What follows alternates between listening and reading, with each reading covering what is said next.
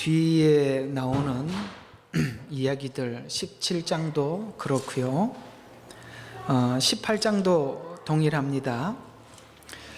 17장, 18장은 16장의 이야기를 풀어가는 거예요. 그러면 16장에서 가장 중심이 되는 내용이 뭔지 다시 한번 보시면 오늘 이야기를 이게 풀어가는데 많이 도움이 되시니까 한번 보시죠. 16장 16절 가장 중요한 성경 구절입니다. 시몬 베드로가 대답하여 말씀드리기를 주는 그리스도여 살아계신 하나님의 아들입니다. 이것을 하나님이 알게 해주셨다. 이 고백 위에 교회를 세운다. 그리고 지금 이 세워진 교회를 통해서 하늘을 묶고 하늘을 푸는 열쇠를 내게 준다. 그러니까 교회는 하늘을 묶고 하늘을 푸는 것이 교회의 역할인데 그것이 무엇이냐? 그 열쇠는 복음이다. 이런 이야기입니다. 그러면 이 복음이 전해지기 위해서 우선 해야 될 일은 바로 예수님이 십자가를 지고 죽으셔야 우리 모든 죄가 용서받게 되고 대속받게 되는데, 그래서 이 복음을 완성하기 위해서 예수님이 해야 될 역할은 십자가에서 죽으셔야 하는 일이며, 이제 그 죽으시고 복음을 완성한 이 복음을 증거하기 위해서 우리를 보내시는데, 이 보냄을 받은 우리나 예수님도 동일하게 이 복음이 교회를 통해서 전파되기, 교회를 세워야 하고 교회에서 이 복음을 전파하기 위해서 예수님도 우리도 해야 되는 일이 뭐냐? 고난을 받고 자기 십자가를 지고 자기를 부인할 때, 이것을 예수님도 해야 하고 우리도 해야 되는데, 이것을 해야만이 영혼들이 구원을 받게 되는데 이 짐을 우리에게 지워주었다. 그러나 이 짐이 짐되지 않는 것은 하나님 나라 영광을 보여준 변화산 사건을 통해서 하나님의 영광을 보여주며 고난 뒤에 있을 하나님의 영원한 나라와 상급을 우리에게 제시함으로 오늘 우리가 걷는 이 길이 단순히 고난에 지나지 않는 길이 아닌 영광의 길임을 우리에게 가르쳐 주셔서 오늘 이 이야기도 금방 읽었던 이야기가 여기에 12절에 이런 이야기가 나오는데요. 그러나 내가 너희에게 말하노니 엘리야가 이미 왔으나 사람들이 그를 알아보지 못하고 그를 마음대로 대하였도다. 뭐예요? 이 엘리야는 침례 요한을 이야기하는데 요한을 사람들이 알아보지 못했기 때문에 마음대로 대했고 인자도 그러하리라. 그러니까 예수님도 알아보지 못해서 마음대로 대하였다. 무슨 메시지죠? 여러분이 가지고 있는 복음의 가치, 그게 얼마나 귀한지 사람들은 당연히 알아보지 못해서 너희들을 함부로 대할 거다. 이런 이야기로 연결이 되죠. 그러니까 침례 요한도 예수님도 우리도 사람들이 함부로 대할 것이다. 왜 오늘 이야기를 해야만 하느냐면 우리는 이런 생각을 하게 되는데요. 복음이란 우리가 복음을 전하다 상대방에게 복음을 전하는 일 때문에 학대를 받고 무시를 당할 때 이런 생각이 들 때가 있어요. 나를 위해서 복음을 전하냐, 너를 위해서 전하고 있다. 그리고 싫으면 관둬라. 하나님, 이런 사람들은 지옥 맛을 맛봐야 합니다.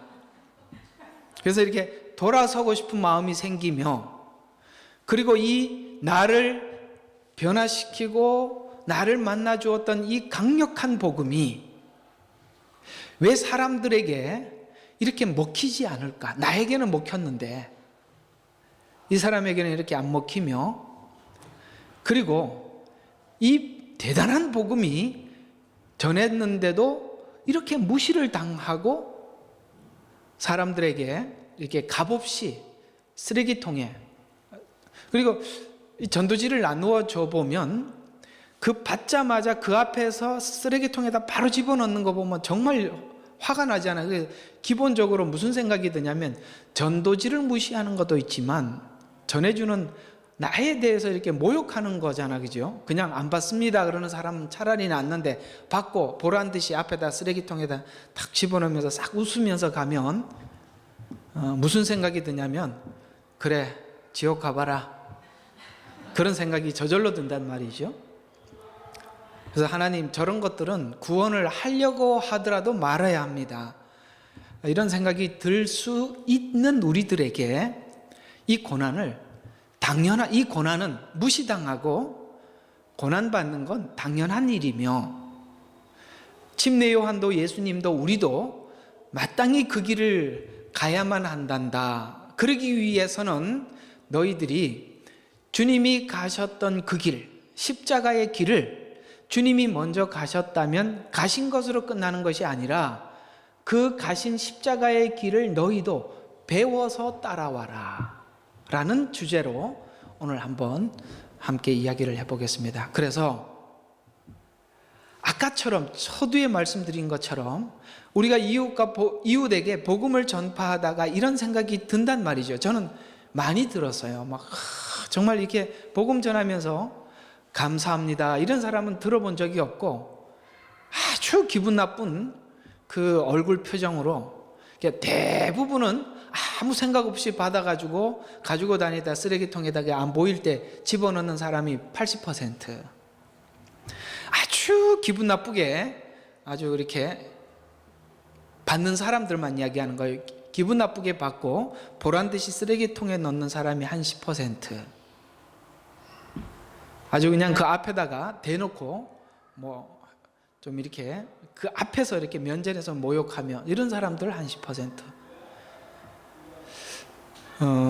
제가 그 처음에 천안에서 개척을 하고요, 집집마다 저희 교회를 이렇게 중심에다 두고 동서남북을 갈라서 일주일에 4번을 저희 사모님하고 전도지를 들고 나갔어요. 그래서 전도지는 그냥 전도지가 아니라 첫 번째 편지, 두 번째 편지, 세 번째 편지 이래갖고 편지를 매번 이렇게 한 장을 쓰는 거예요. 짧게.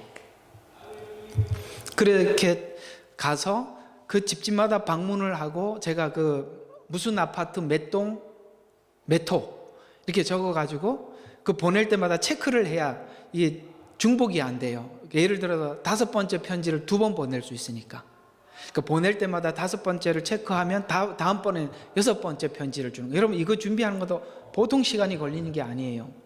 프린트가요, 계속 그냥 이렇게 해야 돼요. 그래서 처음에 400통 정도를 돌렸어요, 한 주에. 그래서 이제 뭐 싫어요, 오지 마세요, 다시는 꼴 보기 싫었습니다 이래갖고 이제 잘라냈는데 한 반쯤 떨어졌어요. 그래서 200통을 돌렸거든요.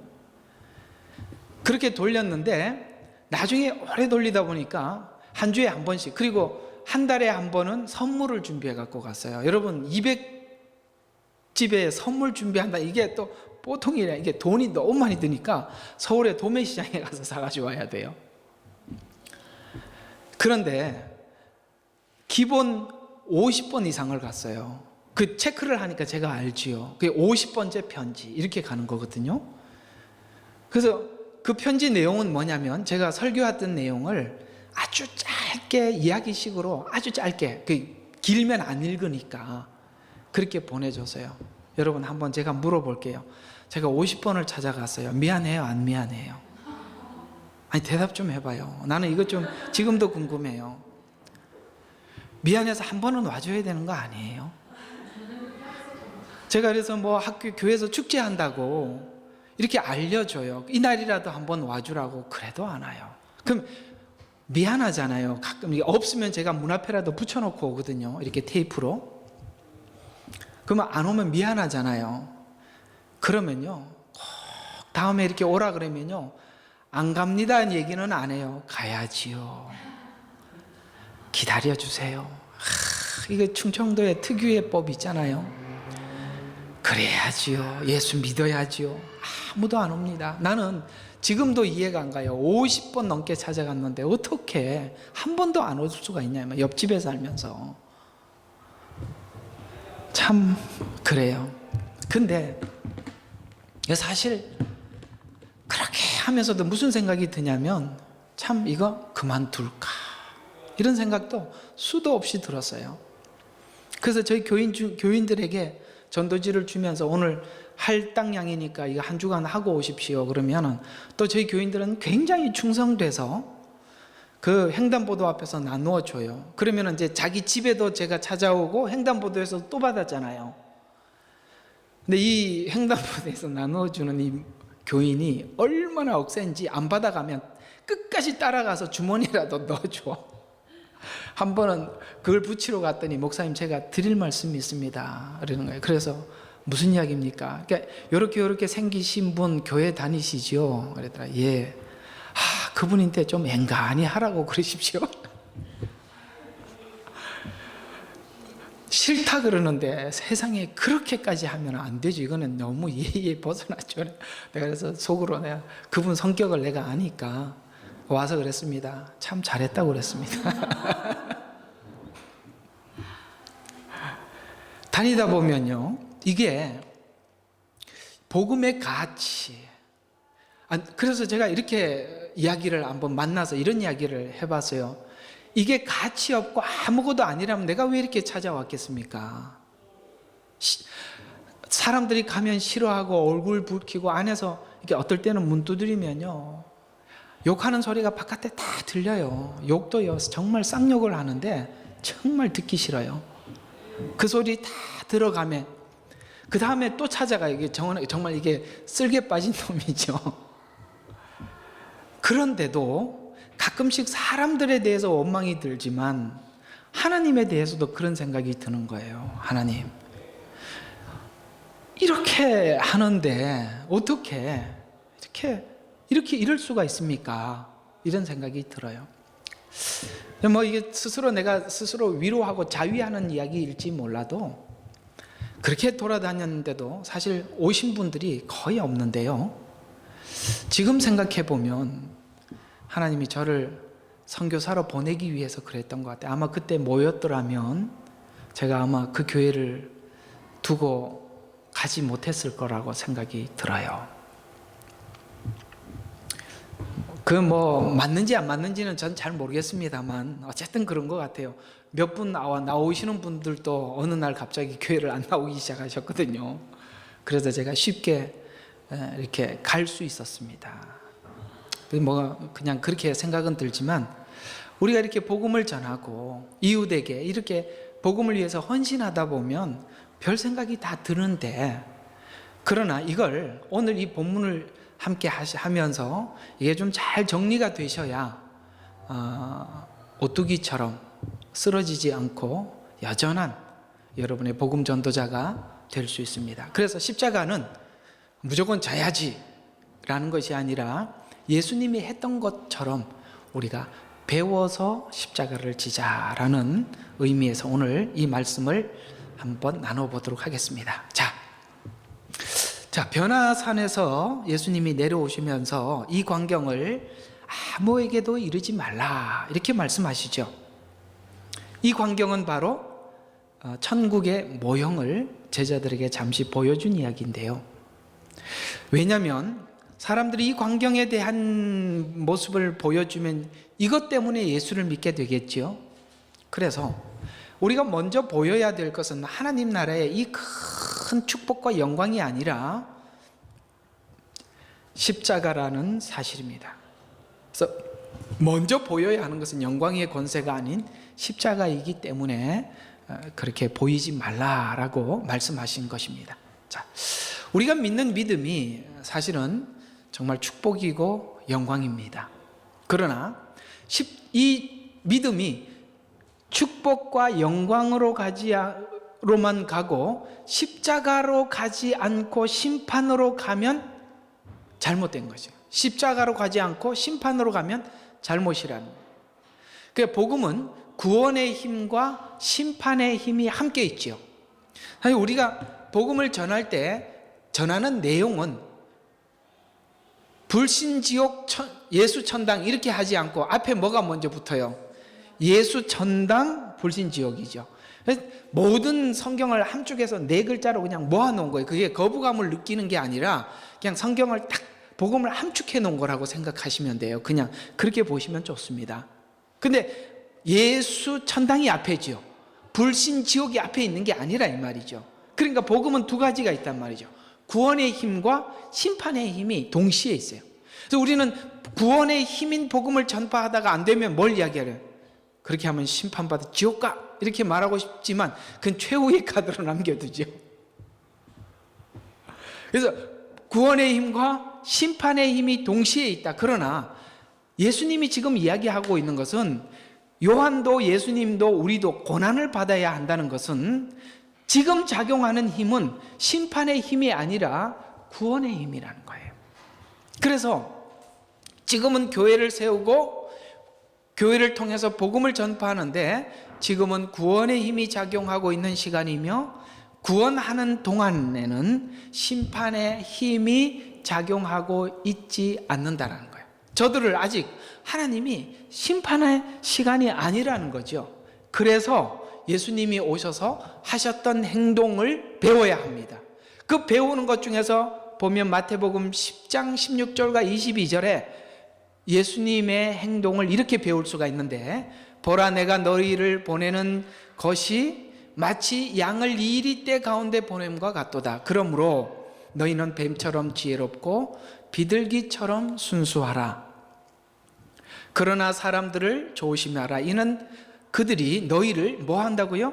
공회에 넘겨주겠고. 우리가 복음을 전하러 가면 사람들이 우리를 공회에 넘겨준대요. 또 그들은 회당에서 너희를 매질할 것임이라. 또 너희에게 나를 인하여 총독들과 왕들 앞에 불려가서 그들과 이방인들에게 증거하리라. 그러나 그들이 너희를 넘겨줄 때 어떻게 또는 무엇을 말할까 염려하지 마라. 그 시각에 너희에게 말할 바를 주시리라. 말을 하는 이는 너희가 아니라 너희 안에 말씀하시는 너희 아버지의 영이시니라. 또 형제가 형제를 아비가 아비를 죽임에 내어주고. 이건 뭐예요? 가장 가까운 혈육관계라 할지라도 복음과 세상은 하나로 연합될 수 없다라는 이야기입니다. 그래서 아비가 자식을, 여러분 아비가 자식을 죽임에 내어줄 수는 없지요. 가장 사랑하는 관계 아닙니까? 그 가장 사랑하는 관계도 그게 안 되는 게 복음과 세상의 관계라는 거죠. 또 하나는 자식들이 부모를 대적하여 부모를 죽게 하리라. 둘 다 죽음에까지.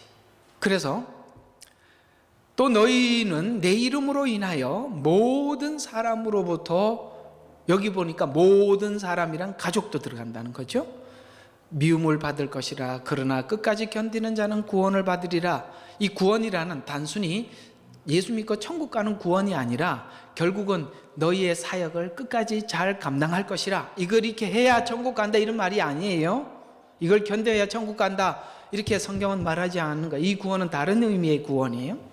그래서 복음의 영광된 내용이 복음의 능력과 내용 앞에 세상에 그 복음의 권세 아래 우리는 굴복해 굽혀 들어와야 한다고 생각하지만 복음의 내용은 실상 지금은 나타나 있지 않다. 그 이유는 지금은 뭐예요? 십자가의 구원이 증거되는 시간이기 때문에 그렇다는 거죠.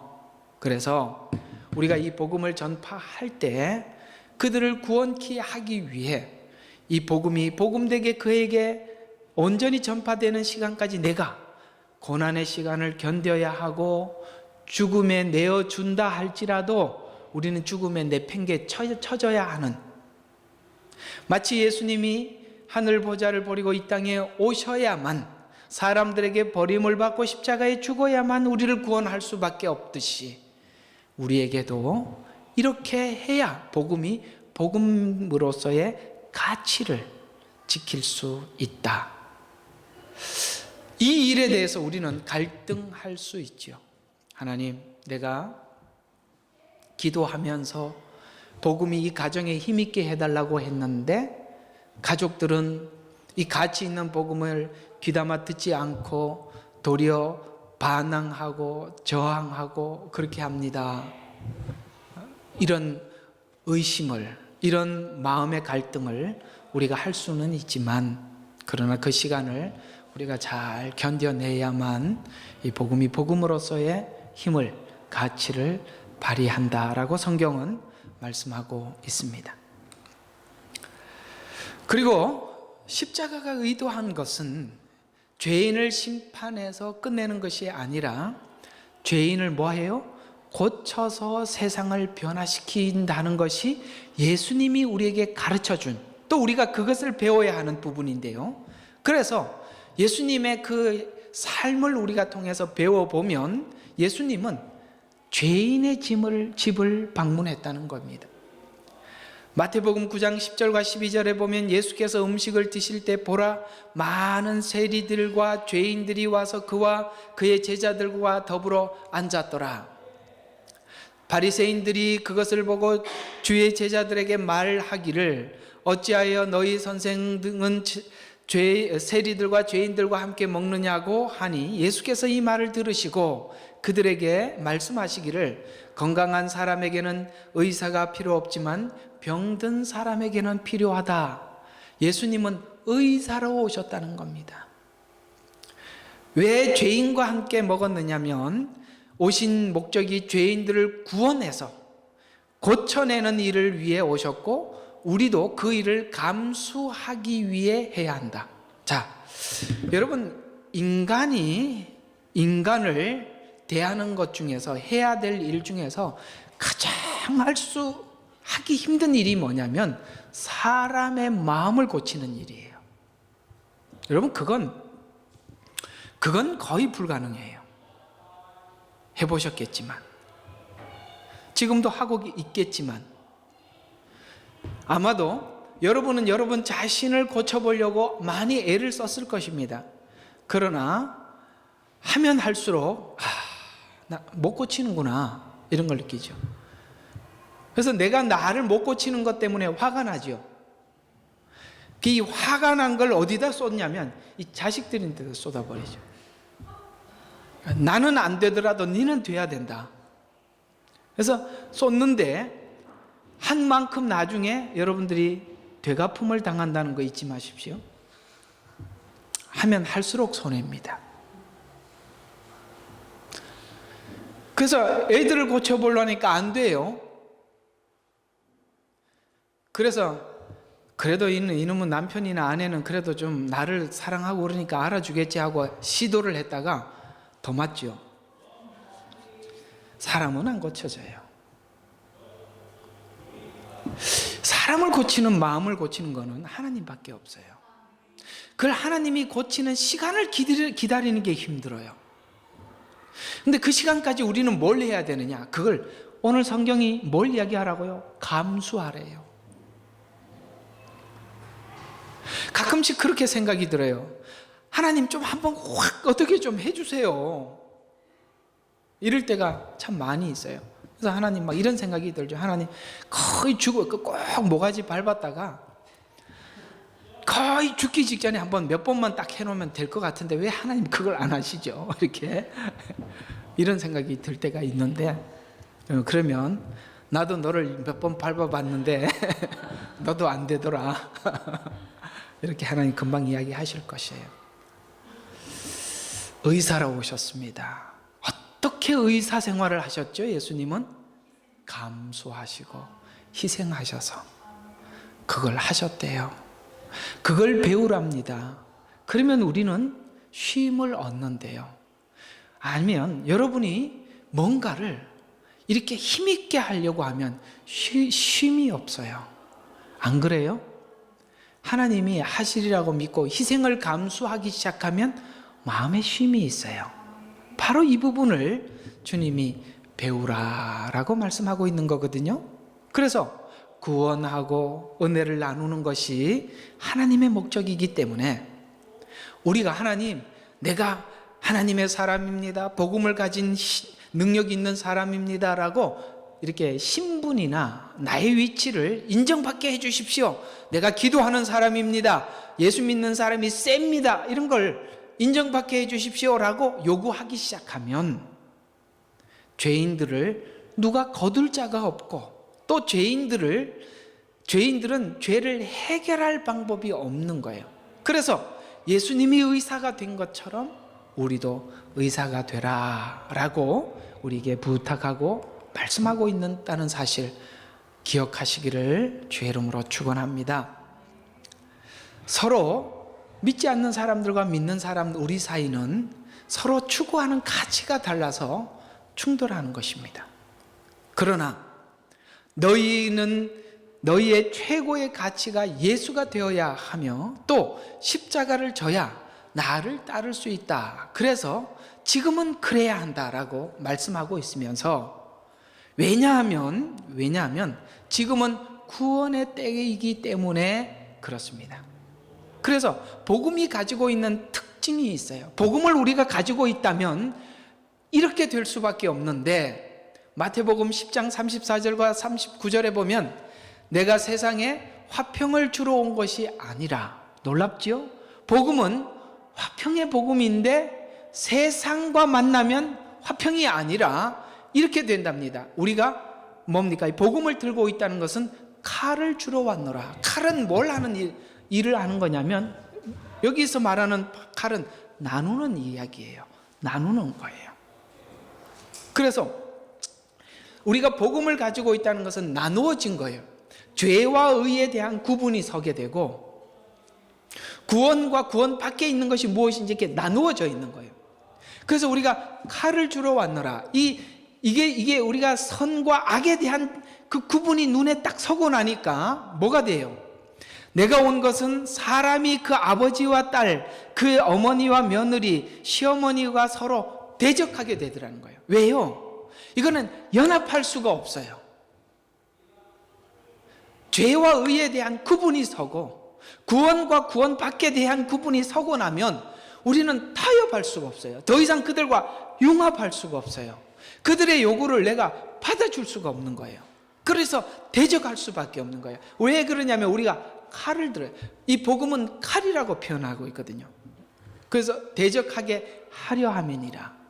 아버지나 어머니를 여기서 보면 이 복음을 가지고 있었을 때 이 복음을 가장 가치 있게 여기고 복음을 주신 하나님을 사랑해야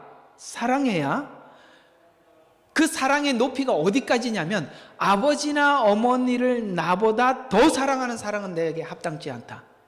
이게 바로 자기 부인이요, 자기 십자가를 지고 주님을 따라가는 것인데, 우리가 가장 가까운 그분이라 할지라도 복음보다 더 사랑할 수는 없다는 거예요. 그래서 아버지나 어머니, 왜 더 사랑할 수 없냐면 그들이 가지고 있는 생각과 우리가 가지고 있는 생각의 가치는 서로 달라서 결코 연합할 수 없는데, 그렇다면 연합을 하든지 연합할 수 없든지 둘 중에 하나잖아요. 그러려면 누구를 더 사랑하느냐에 따라서 이쪽과 연합할 수도 있고 이쪽과 연합할 수도 있는 거죠. 그러나 우리는 복음을 더 사랑하기 때문에 뭘 할 수 없냐면, 부모나 어머니를 뭐예요? 오늘 보니까 더 사랑할 수 없는 거예요.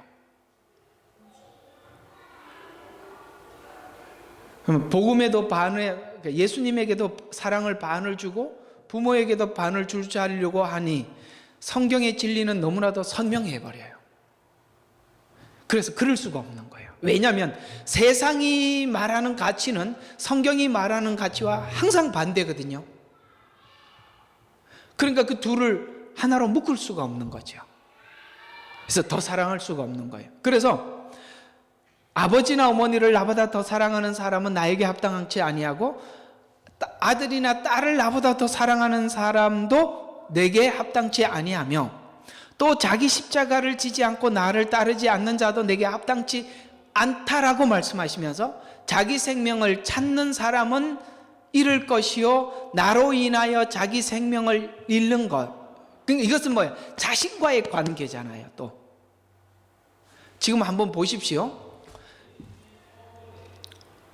하나님 사랑합니다 라고 고백했더니 내 주변에 사랑했던 사람들이 확 달려와요. 누구예요? 아버지, 어머니, 딸이나 아들, 또 나 자신까지 달려오는 거예요. 그러나 이 모든 것을 배척하고 예수님을 붙잡았더니 생명을 붙잡게 되더라는 거죠. 그래서 자기 생명을 찾는 사람이란 뭐예요? 이 사람들과 연합하는 사람들이죠. 그게 찾는 사람이죠. 근데 그 사람들은 뭐예요? 잃을 것이요, 생명을 잃을 것이요 나로 인하여 생명을 잃는 사람은 찾으리라. 아멘이시죠. 그래서 예수님 안에 들어가서 예수님께 내 생명을 드리고 나면 예수님은 내 생명을 주실 뿐만 아니라 그 다음 은혜가 뭐죠? 내가 잃어버린 사람들을 다시 찾아주시는 은혜가 있어요. 바로 그래서 우리가 타협지 않는 거예요. 그러니까 이게 잃어버리는 것이 아니라 이게 도리어 얻는 방법이라는 거죠.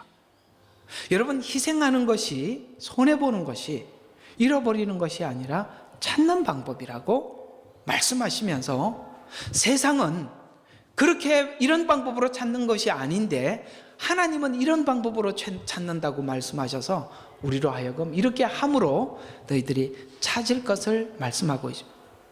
성도가 세상에 나가 세상 사람들에게 이 방법으로만 예수를 주라 시인하게 되는데, 세상 사람이 이렇게 살아야만 세상 사람들이 예수님을 주라 시인하고 나도 주님을 주라 시인하게 되는데, 아까 오늘 보니까 불렀던 찬송가가 빌립보서 2장 6절에서 8절 내용을 함축해 놓은 거예요.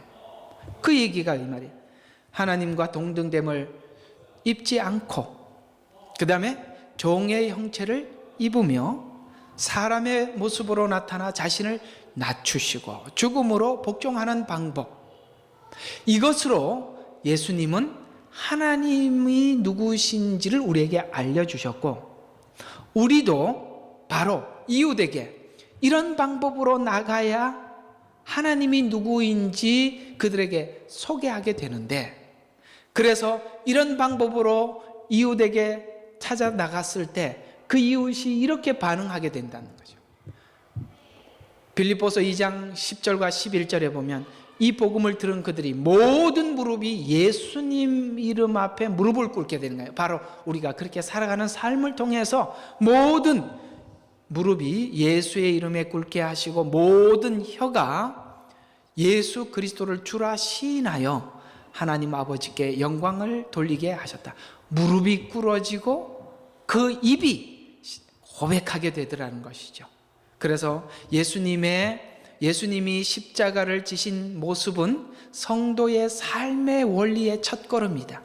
하나님이 영광을 받으시는 원리는 하나님이 사랑과 긍휼과 자비를 베푸시는 것으로 소개되는 것을 하나님은 가장 기뻐하시고, 그러나 성도의 약점은 심판과 처벌을 힘으로 자랑 삼는다면 이렇게 하나님은 그들에게 영광을 받을 수 없다는 거죠. 영광은 힘 있는 자에게 굴복하는 것이 영광이 아니죠.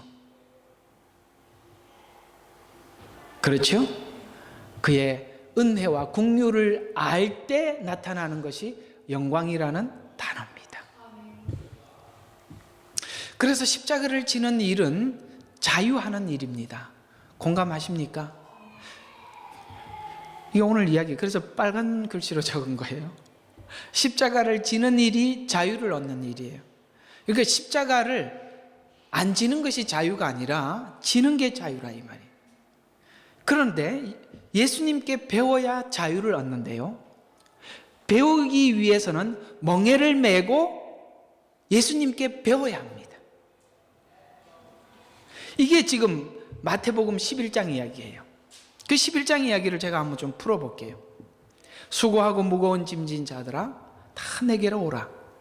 그리하면 내가 너희에게 쉼을 주리라. 자, 쉼을 주리라. 그러면 쉼을 얻기 위해서는 어떻게 해야 된다고요? 멍에를 메고 나에게 배워야 쉼을 얻는데요. 왜 예수님께 배워야 되느냐? 이런 원리는 세상의 원리와 반대이기 때문에 세상에서는 이렇게 가르쳐 주시라. 여러분, 혹시 제가 한번 물어볼게요. 여러분, 자녀들 교육을 시키다가 이렇게 교육을 시키면 안 되는데 라는 생각이 들면서 교육을 시킨 적이 있는지 모르겠습니다만, 얘야, 거짓말하면 안 된다, 사람들인데 착하게 살아, 네가 손해보고 살아야 된다, 이게 맞는 이야기인데 하면 무슨 생각이 들어요? 이게 이렇게 가르치면 안 되는데 이런 생각이. 아니야, 솔직하게 한번 대답해 보세요. 있어요, 없어요? 와, 이건 나만 들었던 거구나. 이거 부끄러운 이야기. 이게 이렇게 살면 어디 가서 맨날 손해보고 사는 거 알거든요. 여기서 말하는 이 속에는 지혜라는 것이 나에게는 이미 있는 상태에서 가르치는 거고, 얘는 지혜가 없어요. 그럼 무조건 가서 거짓말 안 하고만 살려고 한단 말이죠.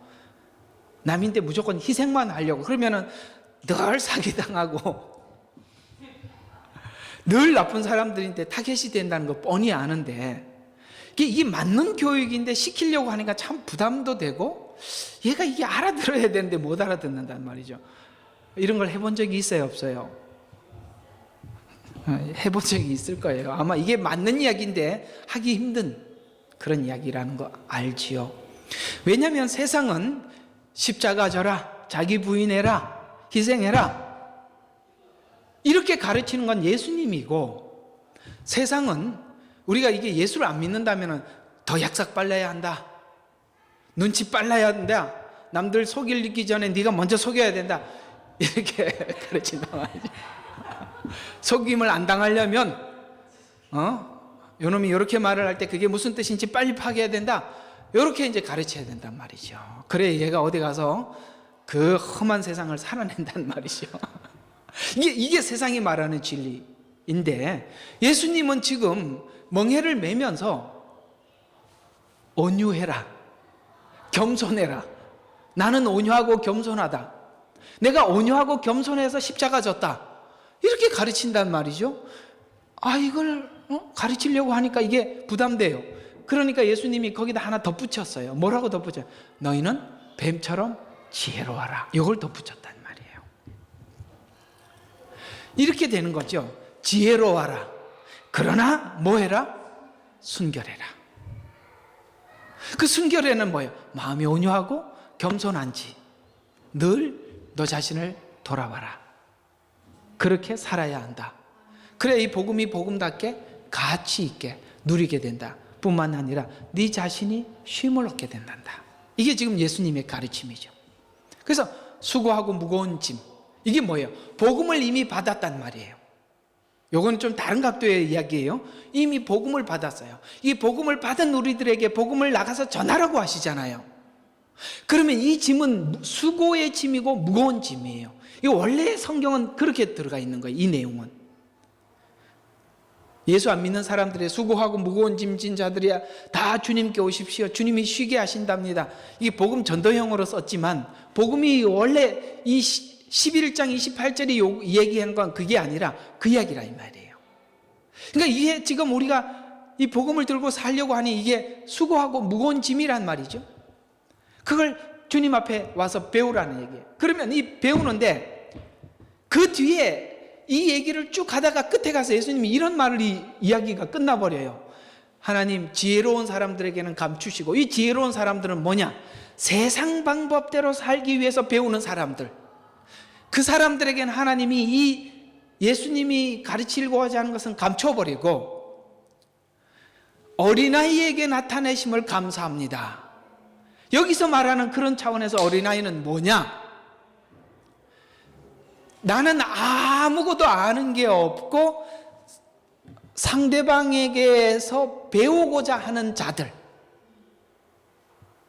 아셨어요? 그래서 어린아이들은 지금 모든 거에 대해서 모르는 아이들이에요. 몰라요. 그러니까 모르니까 애들이 크면서 이제 뭐 말 좀 할 줄 알고 사고가 생기면 정말 귀찮게 물어보죠. 저건 뭐야? 저건 뭐야? 저건 왜 이래? 바로 이 상태를 이야기하는 거거든요. 내게 없다고요. 그러니까 예수님께 모든 것을 배울 준비가 되어 있는 거죠.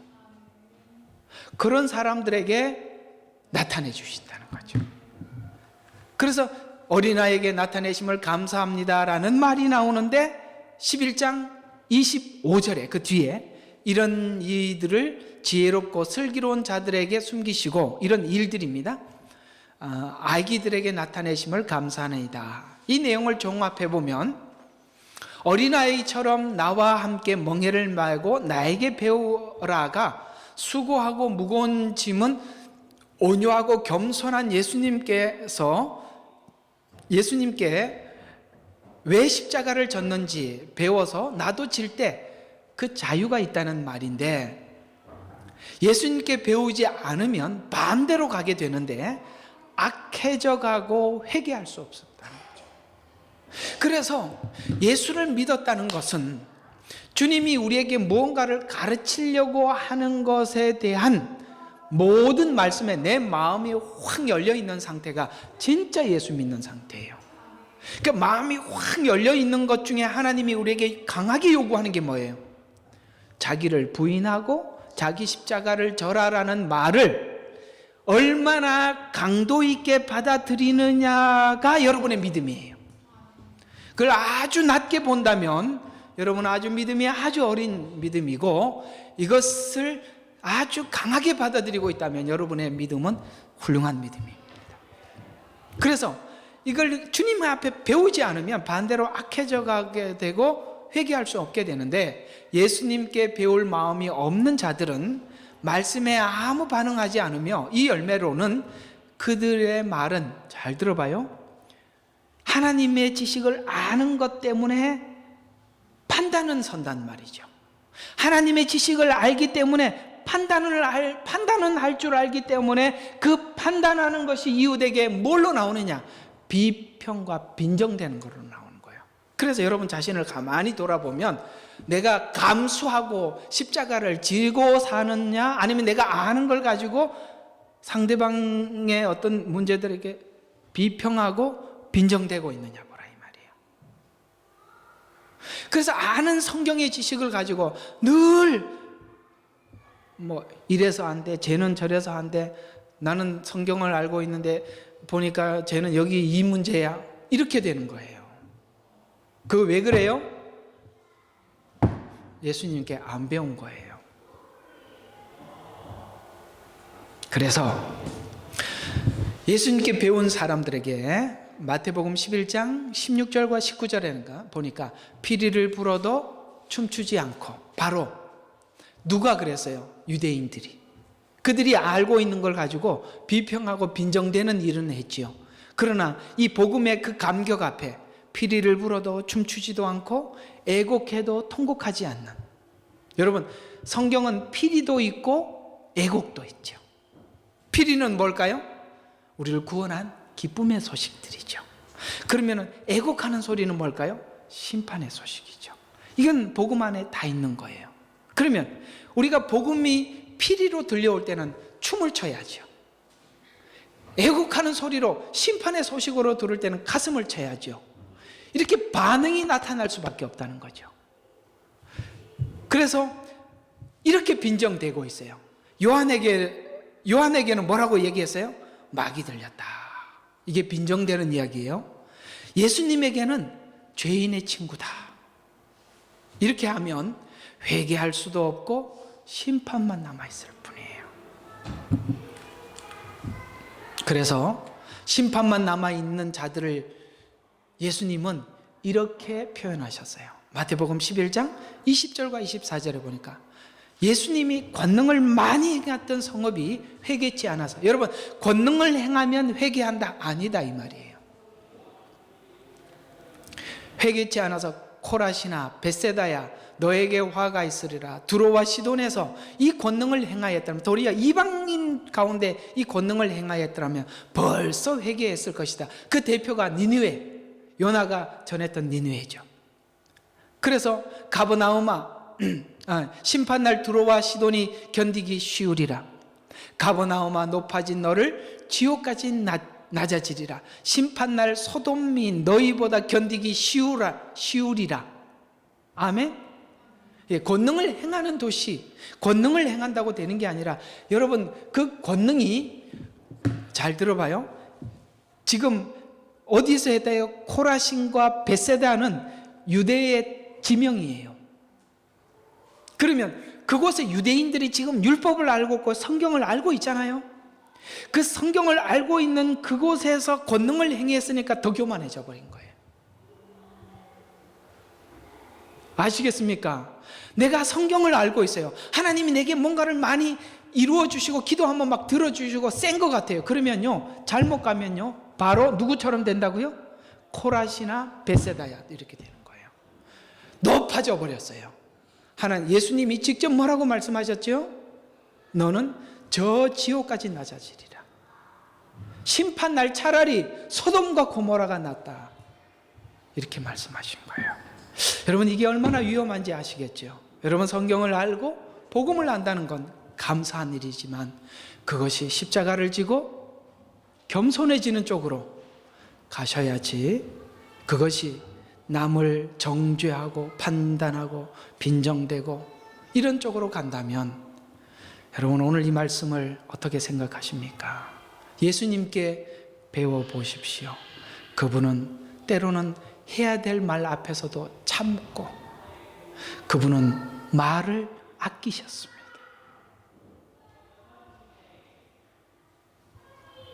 그래서 이런 일을 어린 아이에게 나타내심을 감사합니다. 자, 오늘 이야기는 예수님께 배우려면 우리 마음이 어떻게 하면 될까요? 오늘 포인트가 뭐예요? 어린아이 같은 마음. 그래서 우리는 우리 자신을 위해서 기도할 때 이 부분을 잘 성찰해야 돼요. 하나님, 제가 어린아이 같은 마음 맞을까요? 제가 모든 일에서 배우려고 하는 마음인가요? 가르치려고 하고 있나요? 이렇게 돌아보시면 여러분들이, 내가 지금 주님과 함께 멍에를 메고 있구나, 혼자서 이걸 끌고 있구나, 이렇게 금방 이해가 되게 되겠죠. 자, 오늘 이야기들을 결론으로 정리해 보겠습니다. 앞의 내용을 모두 정리해 보면 우리는 이리 속에 들어가는 양, 이제 이해가 가지요. 우리는 이런 마음으로 살아야 하기 때문에 이리 속에 들어가는 양이에요. 그러면 우리가 발휘할 수 있는 건 한 가지밖에 없어요.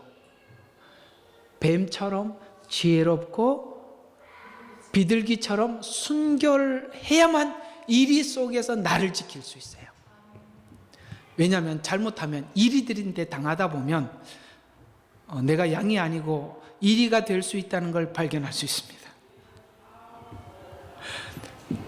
험악한 사람들 속에 들어가서 살다 보면 나도 살아남으려고 이리가 돼버리죠. 그래서 비둘기처럼 순결함이 필요해요. 그러나 바보처럼 당하지는 말라는 거죠. 그래서 뭐처럼? 뱀처럼 지혜로워야 해요. 그래서 왜냐하면 왜 이렇게 지혜로워야 되냐면, 너희 말을 못 알아들을 것이다. 혈육과도 싸움이 생긴다. 우리가 가지고 있는 소망을 세상 사람들이 알아듣지 못한다. 나도 그랬다. 권능을 많이 행했지만 그렇게 권능을 행한 고울들도 나를 몰랐다. 이 일은 하나님만이 이 일을 할 수 있는 일이고, 너희들은 단순히 그걸 감당하면서 전해야만 하는 것이다. 그러면 하나님이 때가 되면 하시는 일이다. 이게 예수님이 지금 우리에게 하시는 이야기예요. 그런 관점에서 너희는 수고하고 무거운 짐을 졌다는 것은 너희는 이리 가운데 가는 양떼이기 때문에 무거운 짐이 있다. 너희는 하나님을 모르는 세상 사람 속에 십자가를 지는 성도들이다. 이 멍에를 예수님께 함께 져야만, 예수님과 함께 매어야만 내 억울함이 풀어지는 거예요. 여러분, 바로 이 부분은 매우 중요한 이야기예요. 무슨 뜻이냐면, 사람들한테 많이 당하고 괴로움을 당할 때 우리가 그 모든 것에서 위로를 받을 때가 언제냐면, 그래, 이게 나만 그런 게 아니고 예수님도 그랬지라고 할 때 내가 위로가 되고 위안이 되고 힘이 돼요. 아, 그래, 이건 뭐 당연한 거구나 하고 이렇게 풀어지는 건데, 안 그러면 계속 억울해진다니까요. 그러니까 억울해서 하나님 앞에 나와서 뭐라고 기도하죠? 내가 뭐 못할 거 했습니까? 제가 이 복음을 전하는데 왜 이렇게 당하고 살아야죠? 나는 너무 억울한데요? 이런 말들이 끊임없이 나올 수밖에 없는 거예요. 예수님은요, 사람들한테 매도 맞았지만 사람들한테 그렇게 많이 베풀어 주었던 사람들이 예수님을 향해서 뭐라고 그랬습니까? 저 사람도 십자가에 못 박으소서 이 소리를 들었다니까요. 그 소리를 들을 때 이건 나만 듣는 일이 아니라 예수님도 들었구나, 나도 이렇게 영광된 소리를 듣는구나 하고 감사하게 되는 거지. 안 그러면 억울하게 되죠. 그러니까 이 주님과 함께 항상 멍에를 매야 억울함이 풀어지는 거예요. 그래서 결국 마음이 온유해지고 겸손해져야 하는 것을 배우는 게 십자가를 지는 방법 외에 다른 방법이 없다는 것을 예수님과 함께 멍에를 메우면서 배워서, 최고의 힘은 온유하고 겸손해지는 것이구나라는 것을 알게 되는 거죠. 잠시 환난과 억울함을 잘 견디면 많은 열매를 맺는 것을 예수님을 통해서 보았어요. 예수님은 지금 이 가는 길을 누구도 알아보지, 가장 가까운 세제자도 몰랐지만, 그러나 그분이 십자가 지시고 죽은 후에 많은 열매, 그 중에 우리도 그 열매 중에 하나인데, 이렇게 죽어야 이 열매를 맺는구나 라는 것, 우리 예수님을 통해서. 그래서 예수님이 십자가 지기 전에 제자들에게 이렇게 이야기했죠. 나는 내 마음속에 기쁨이 있는데 그 기쁨은 너희들과 함께 나누고 싶다. 근데 지금 그들은 알지 못하지만 보니까 바로 이렇게 십자가 져서 열매를 맺는 열매였죠. 그래서 이런 자가 되기 위해서는 이 약점을 버려야 하는데, 십자가 없이 심판권을 행사하려는 것. 두 번째는 알아주지 못하는 세상에서 고난받는 것에 대해서 아무런 보상이 없는 것에 대해서 억울해하는 것, 버리시기를 주의 이름으로 축원합니다. 이건 주님께 배우면 해결되는 일이죠. 그러나 믿음을 가진 사람들이 가져야 될 가장 큰 덕목은 짐을 지는 마음을 가지는 것인데, 십자가를 지고 나를 따르라 라고 말씀하신 이 십자가라는 지라는 말에 십자가 형벌이란, 죽어도 빨리 죽지 말라고 십자가형을 하는 거예요. 우리는 원래 죽을 거예요. 근데 빨리 안 죽어. 그 지는 일을 고되게 견뎌야 돼요. 그래서 오래 견디다 죽으라, 이게 십자가형이에요. 이 형벌은 고통을 오래 겪으라는 것인데, 지금은 십자가를 져야 하는 시간이에요. 그러니까 고통을 감내해야 하는 시간이죠.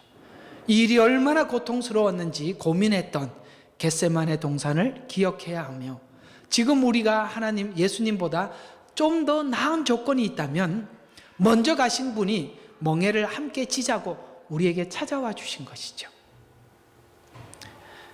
그것이 다행이고, 열어놓은 길을 가는 것도 쉬운 일은 아니지만 고단하고 억울함을 감당하는 것이 죽어가는 생명을 건지는 유일한 방법이기 때문에 우리는 이렇게 모두 다 이 일을 감수하기로 결정하는 겁니다.